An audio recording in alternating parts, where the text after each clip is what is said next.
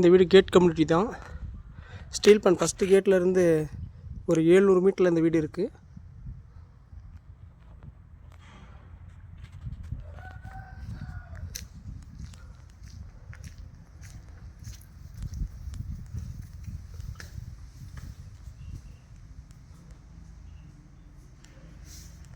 படி வெளியே தான் இருக்குது. வீடு சுற்றி நல்லா இடம் விட்டுருக்காரு தாராளமாக.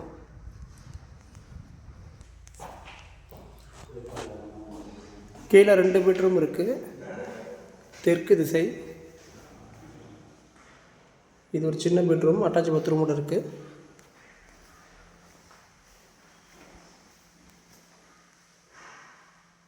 இது டைனிங் ஹால், இது கிச்சன். எல்லாம் கபோர்ட் ஒர்க்கோடு தான் இருக்குது.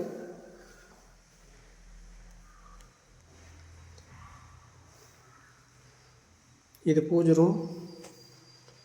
இது ஒரு மாஸ்டர் பெட்ரூம்.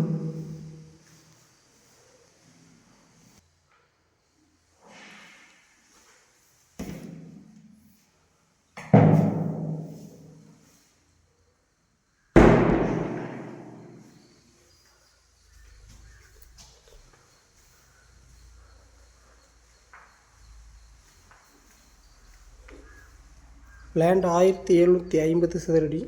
நல்லா ஒரு பெரிய கார் நிறுத்திக்கலாம், 2 வீலர் நிறுத்திக்கலாம். கீழே 2 பெட்ரூம், மேலே 2 பெட்ரூம்.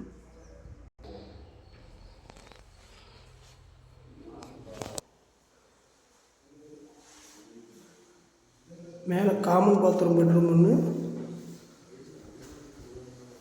அட்டாச் பாத்ரூம் பெட்ரூம் ஒன்று இருக்குது.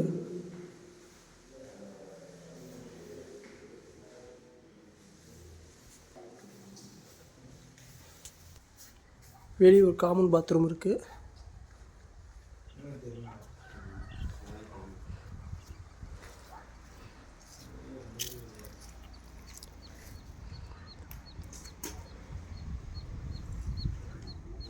ஸ்ட்ரீட் பிளான் ஃபஸ்ட்டு கேட் இங்கேருந்து ஒரு 700 மீட்டர் வரும்.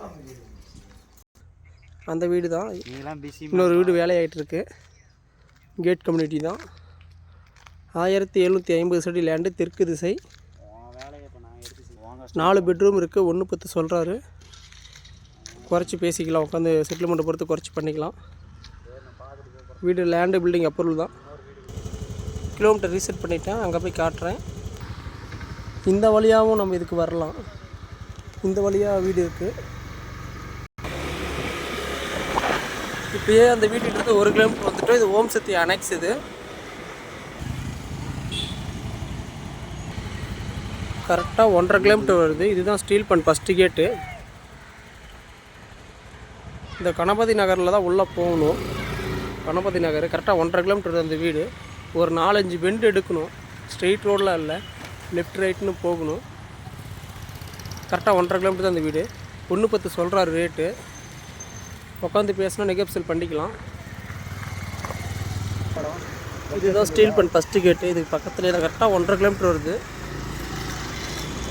உங்களுக்கு ஸ்டீல் பிளான்ட் ரோட்டில் இருந்து 1.5 கிலோமீட்டர் தான் வருது.